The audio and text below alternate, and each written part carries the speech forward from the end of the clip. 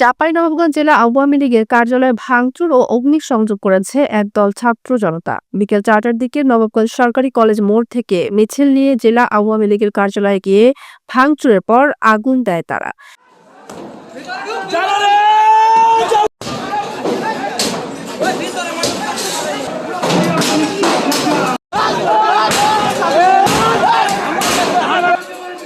এ সময় জেলা আওয়ামী লীগের কার্যালয়ের পাশে থাকা জেলা আওয়ামী লীগের সাধারণ সম্পাদক ও সাবেক এমপি আব্দুল ওদুদের রাজনৈতিক কার্যালয়েও ভাঙচুর চালানো হয়।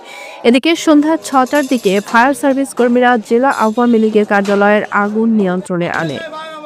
বাংলার ছাত্র সমাজকে ২০০০ হত্যা করার পরও গতকাল ৫ তারিখ কিভাবে সাহস পায় ফেসবুক লাইভে এসে ছাত্র জনতার বিরুদ্ধে খুনি হাসিনা বক্তব্য দেওয়ার। এই পরিপ্রেক্ষিতে ঢাকাতে ধানমন্ডির ৩২ নম্বর থেকে সারা বাংলাদেশে যত আওয়ামী লীগ ফ্যাসিস্ট এই খুনি হাসিনার যত দোসর আছে, মন্ত্রী এমপি থেকে শুরু করে সব দোসরদের বাড়িঘর থেকে শুরু করে সব স্থাপনা আমরা মাটির সাথে মিশিয়ে দেব এবং আওয়ামী লীগ ফ্যাসিবাদের কোনো আস্থানা এই বাংলার সমাজ ছাত্র সমাজ দেখতে চায় না। ইনকিলাব জিন্দাবাদ, মুজিববাদ মুর্দাবাদ। আমার পিছনে কিন্তু দেখতে পাচ্ছেন এই আওয়ামী লীগ অফিস কিন্তু ভাঙচুর করা হয়েছে। কিছুক্ষণ আগে বৈষম্য বিরোধী ছাত্র জনতা কিন্তু এসে এই আওয়ামী লীগ অফিসে ভাঙচুর চালায়, পরে অগ্নিযোগ করেন তারা।